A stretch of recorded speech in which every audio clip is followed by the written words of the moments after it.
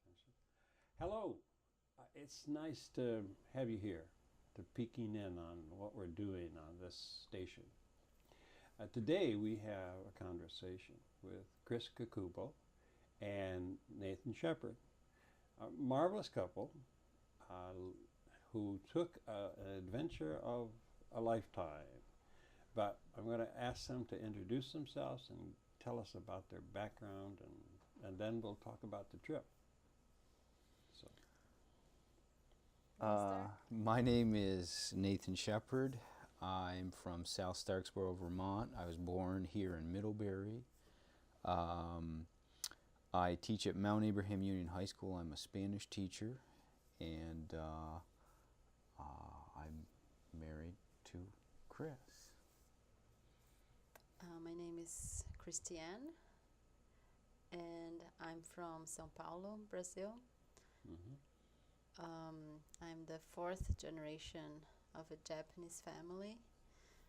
Brazil has the biggest Japanese community out of Japan. So there are actually more Japanese Brazilians than there are Vermonters in the world. That's true. I've been living here in Vermont since 2012. Mm-hmm. And I moved here because of need. Good. And the first time I came here was 2003, 2004. I came to work at Mad River Glen because I wanted to learn how to ski. And that's where we met. And you did get the skis going, okay? Yes, yeah. Oh, she's a good skier, yeah. Okay. Getting better every time. And takes you long? Takes me along, exactly. Takes you long, Yeah, okay. yeah. No, Well, I love to ski. we have to know Yeah, the yeah, order yeah. of things, you know? No, she's a very good skier. You know, for growing up in the tropics. Yeah. Yes, that's not exactly an expectation, is it? So, No, it took me many falls to learn. yeah. Mad River's a good place to learn to ski. Okay. Yeah. Good. That's great. So you've been here for this period of time and been working and steadily putting in the years. The years add up. But then all of a sudden there's this 1 year. This 1 year that is going to be different. So can you tell us, how did it become different? And why did it become different for you? Do you want to start? So in September 2016, Mm-hmm. we left Vermont in our Suzuki SX4 car and started to drive it south. And the plan was to get it to Brazil. We had a year to do the trip, and we originally were thinking about driving in the United States. We were bringing our bicycles with us, and the original plan was to sell the car in California and continue to do the trip by bicycle. But a few things happened on the way, and we changed our plan. Okay. So Chris had wanted to do this trip for a really long time, and I am a bit of a homebody, and so it took a while to convince me. But as I teach Spanish, I had the good fortune of getting a leave of absence from the school, from Mount Abe, and it is the best professional development. I mean, we spent 4 months in the U.S., but then it was about 6 months in Spanish-speaking countries. And I got a master's in Spanish from Middlebury College, and so to have that perspective, to literally be on the ground and to just travel the Americas where almost everybody speaks Spanish, it was gave some amazing insights into usage and the history and some of those cultural things that I've been talking about with my classes for years, and just to be able to show my own photos. Kids are amazed that we were there. Yeah. And I was also lucky to be able to take a year off from work. I work at the Open Door Clinic here in town, and they offered me to take a leave of absence and come back after a year as well. So that was a good safety net to come back. So I have planned trips for a weekend, and I have planned trips for a week, and my wife and I have planned trips for 3 weeks, but never for a year. So how does it happen? Do you see the whole thing outlining before you, or do you just start? How did that work for you? I think there are different styles of traveling. Mm-hmm. We met other travelers that were traveling in a similar way. Our way was basically deciding that day where we would like to get. Mm-hmm. So we knew the final destination was São Paulo, Brazil. We knew some places we would like to go for sure on the way. And everything else would be decided the evening before or the morning. day of, or Yeah, and we would just look at the map and some apps that we found on the phone, and eventually a tour guide, and see, let's try to get here tonight. and friends and family really dictated. I have a number of family members live down the eastern seaboard, and so that, and then friends. And so if you were to look, we have a website that we can talk about, and we have maps and stuff, and it is not a straight line by any means. And, why'd you go here and why'd you go there? And so we just, there were certain people that we wanted to see. For example, by the time we got to Texas, we ended up staying with a good friend of ours' mother, met his grandmother and the whole family, and they were amazing, set us up. And we were right by Mexico. I mean, we were stopped by the Border Patrol multiple times, and we were right there. But we wanted to go to California because Chris had never been, and one of my best buddies lives there. And so we ended up spending a whole nother month in the United States, when we were at the border of Mexico. So we are not great planners, which is good and bad. So we could tell many stories of showing up at an unknown city after dark and trying to find a place to stay. Oh. And so that, going to hotel rooms or going to hotels and asking for a room and, nope, sorry, we're full, or nope, sorry, it's too expensive, or, sure, you can stay here, and then we look at it and no way we're staying there. So it was an adventure every step of the way. So you're in the learning process all the time. Yes. Constantly. And it was, do I hear you say that both of you were fairly comfortable with that? I mean, some couples, one will say, let's just go, and the other will say, no, we got to know where we're going to stop at McDonald's, and so you didn't have to deal with that? I think we would get enough food and water to be able to survive if we didn't find a restaurant or anything like that. And we also had our camping gear. Yeah, we camped a lot. So we had a stove, we had food, we were fine. In Mexico City, I built a bed in the back of the Suzuki. So if push came to shove, we could always sleep there. We car. did not sleep on the side of the road. Okay. We did well, I take that back. We did it a couple times, but very, very rarely, and we preferred to go to established campgrounds. We had some issues. Our bikes were stolen in Texas.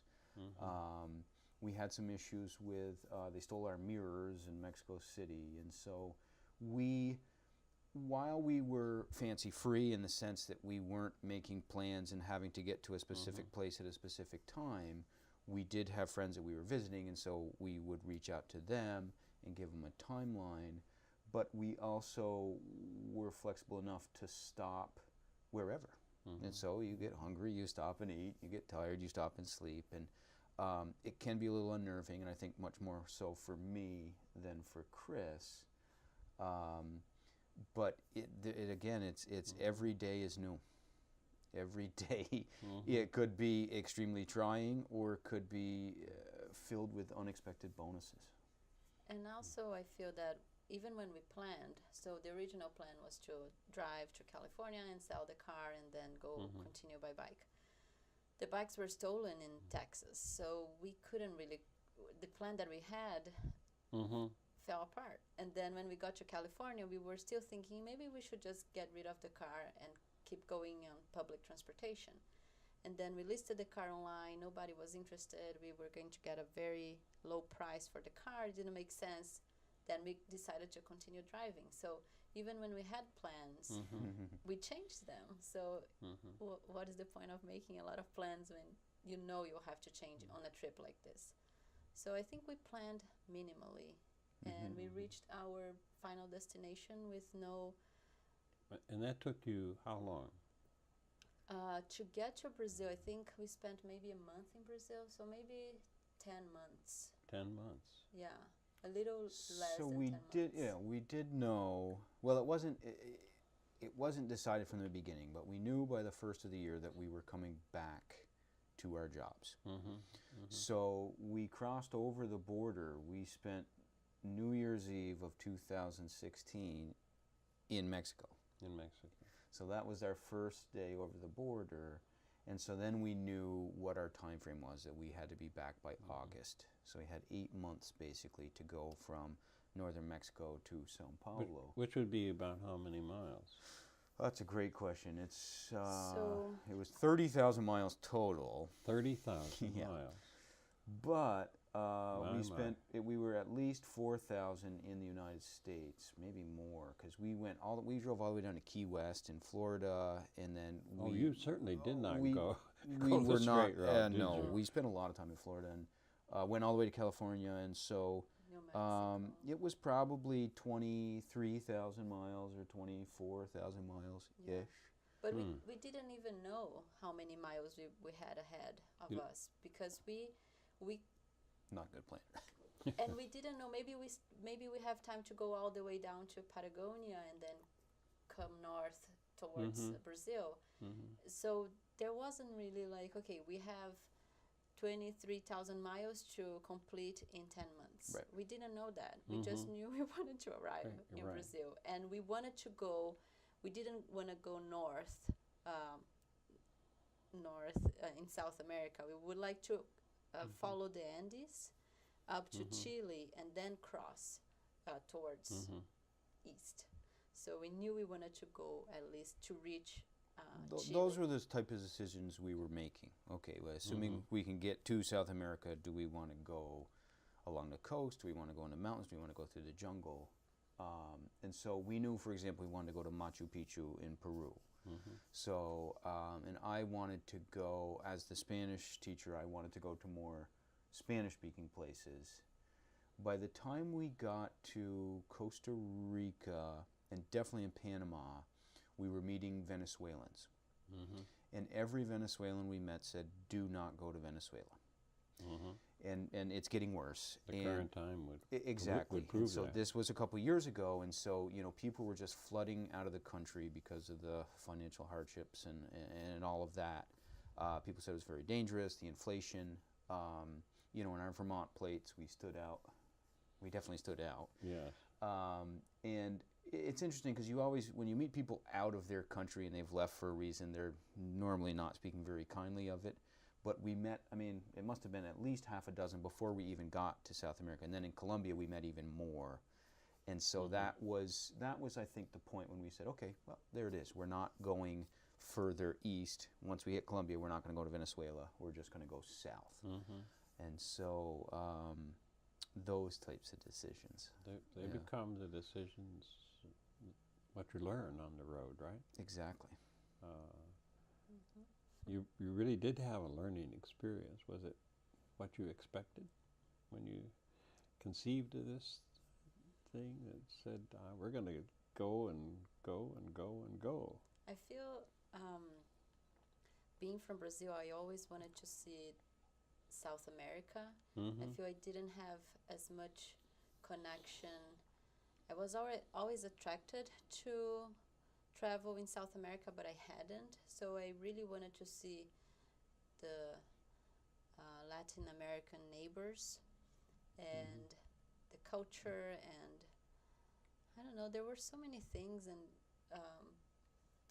culturally, and also here in the US, we went to many native indigenous places. Mhm. So I had never been to a native Reservation. reservation. Mhm. So the first one we went to was the Cherokee in South Carolina. North. The Eastern Cherokee in North Carolina. Sorry, Yeah. North Carolina. And all those things were new to me. And because Nate went to school for Spanish and had a master in Spanish, his knowledge of Latin American literature, for example, was much bigger than mine. So when we got to Chile and Argentina, that I was introduced to a lot of different writers and poets and all things that I enjoy. All those things were amazing to learn there at the place. And I was one of my favorite writers, for example, is Cabo. Gabriel Garcia Marquez from Colombia, and we were lucky to go to the house where he was born, and the little town where he was raised until he was 6 years old. So it felt very good to be there and to see the story of his life, and so all those, I don't know, things that I never thought I would do like that. So I was very happy on the road. Everything was very exciting for me, I think. And it went along fairly smoothly? Yes, for me. Yeah. Yes. For you? Well, I struggle with the not knowing and the daily trials and tribulations of being on the road. I tend to worry, which is a fault of mine. But you know, in going through these Central American countries, we went through some of the most dangerous places in the world, some of the most violent. You know, the homicide rates are through the roof. Yet we encountered no violence. Literally no violence. We did have some issues with the police in Mexico, and we learned basically through that process that you just have to be polite and be patient. And you know, I feel like I was able to talk my way out of multiple other police experiences because of our time in Mexico, where basically they were trying to catch tourists and were giving us exorbitant fees and fines and all that. But that nothing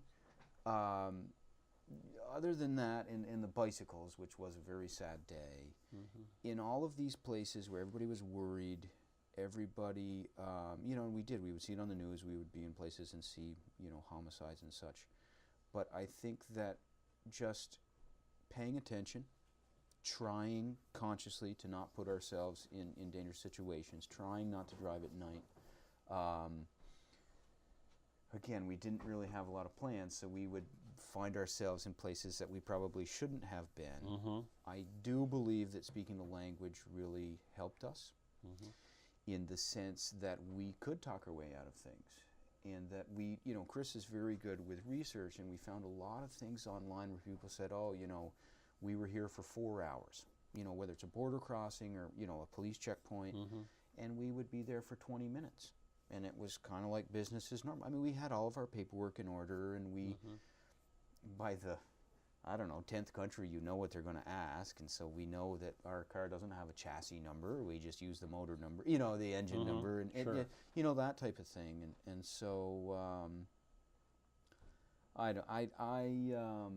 did struggle with the day-to-day stuff, but in retrospect, and of course it's been a couple years now, I think it really helped me with my overall patience and with just my acceptance of.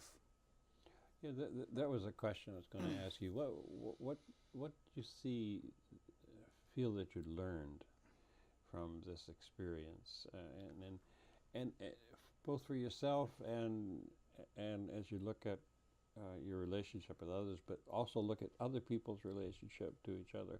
We have such a divide and mistrust among nations and groups and within nations, So, can you reflect upon that? You know, Well, what came to you because of this? For me, experience? again, personally, it's just that patience and acceptance and not worrying about those relationship issues. In the sense that, again, I would worry about all sorts of things and dynamics and people, and it really has kind of just dissipated in my personal life. Then again, professionally, I have materials for the rest of my professional life. I have so many things that I'm still working on and perfecting and creating. But that the message that I try to share with my students, and we've given a number of talks at libraries and other places and stuff in Brazil, and is that people are good. I always used to think as a young man that, 51% of the world was good as opposed to bad. After going through all of these amazingly violent places and poverty-stricken places, I would say it's more like 83%, that the vast majority of people are good, are helpful, want to do good things. That seems to be confirmed in what we've had in the nation here recently with this shutdown. The stories about how many people reached out and incorporated other people Exactly. and were there for them. Just and that was not something that was publicized, but that was what became real in terms of people feeling good about their life, even in the midst of all this difficulty. Exactly. But also feeling good about the other people. So are those some of the lessons to be learned? Very, very similar. No, I think that's exactly right. And we have a number of stories of people just giving us things. People didn't know us, and there is this say that says that there's no free lunch, and we got many free lunches on the way.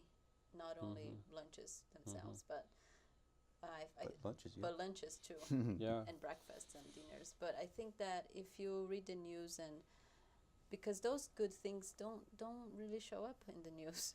No, and then they don't. You get depressed. We left in the middle of the presidential campaign here, and people were very curious to know what we thought about that, what's happening here.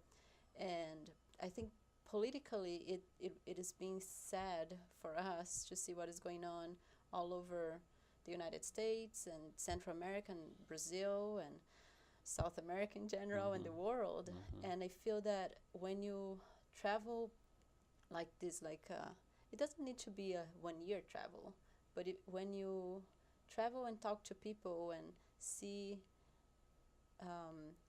you have those interactions, it's really, it brings you hope that we can get to a better place as a humanity. And those political differences it's bad that one person has so much power over so many people, and that it affects directly and makes life hard. But at the same time, I feel that traveling like this, we were able to see that people are good, like Nate said. And that people are people. It doesn't matter. I mean, again, we have the ability to communicate directly, which helps immensely. It really, being able to speak somebody's language really removes that otherness.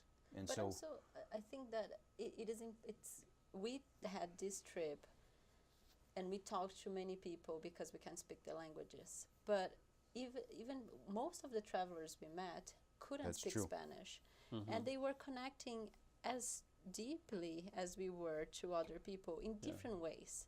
So some people are scared of traveling because they don't speak the language, but I don't. That shouldn't be a limitation. There's a great drama in not being able to speak the language, and then to try to figure out what do you do with your body, what do you do with symbols, and and signs and so forth, and all of a sudden maybe it looks comical, but in fact it's very much the drama of life that's going on right there. Yeah, I'm sure we would have had an amazing trip if we couldn't speak Spanish. It was an amazing trip speaking Spanish. Yeah. We could talk to people, and it was great. But don't let don't avoid traveling because you don't speak the language. We met many people on the road doing Mhm. similar trips, or Mhm. the reverse trip, or the Pan American Right. Highway Right. primarily, almost to the person. I mean, so many people that did not speak hardly any, Right. Right. and some of them had been on the road for years. There's a human way to do that. So how did it work for you to make the connection with the other countries? You said you wanted that are between here and your Brazil. home country. How did that feel to be able to get those contacts there? And I felt, as I mentioned before, I felt very happy on the road, and I feel that every border we were crossing, it was like a celebration moment and like happiness. I don't know, I felt very happy. And of course there were people in other countries that we were going to see, so friends we were going to get together with. So that was an extra layer of happiness to see those people again. But I felt at the end of the trip, I felt very Latin American, I think. Because here I feel when people ask, I say I'm Brazilian, and then there's this difference because Brazil, we don't speak Spanish in Brazil, and sometimes it's excluded from the South American continent because of the language. And then when we got to Brazil, I realized that many things that people, the stereotype of Latin American behaviors, I felt that they make sense, and I felt I was a stereotype of the Latin American person, I feel. I don't know. When you came home, what was that like? Because a number of people have gone on trips or have had experiences, and then they came home and it was a different experience than they thought. Did you have any of that kind of experience? I was very happy to be home. Okay. I grew up in Southside, so I built a small home where I grew up, where we Right. live now, and so my family's there, my friends are there. I was very happy to be home. Yeah. It's very nice to go away. It's very nice to come back. Okay. How about you? I felt weird when we were driving to our house. It felt very weird. And I feel I could continue traveling for a few months. For a few months more. Yeah, so I knew it had to come to an end, and that was the end. And I knew I was going to face some months to adjust back. And I was happy to be back. I was happy that we were alive and safe, and that we were back to tell the stories. And I think it took like a year for me to feel, or more, to feel that, okay, now I'm back. Okay. Yeah, and that's why I think we keep talking about the trip, because it keeps affecting us in a way that we want to talk about it, and we've been talking at different libraries, and It is there and real, right? yeah, It is it's there and still real. resonating. We unfortunately we come to the end of our trip too. We're at the end of this time. I want to thank you for coming and sharing your story, your life, and your experiences, and your story, and maybe there's another such trip in your future. Maybe. Maybe. We'll leave on that positive note. Thank you Thank for you for having us. Sure. Glad you could come.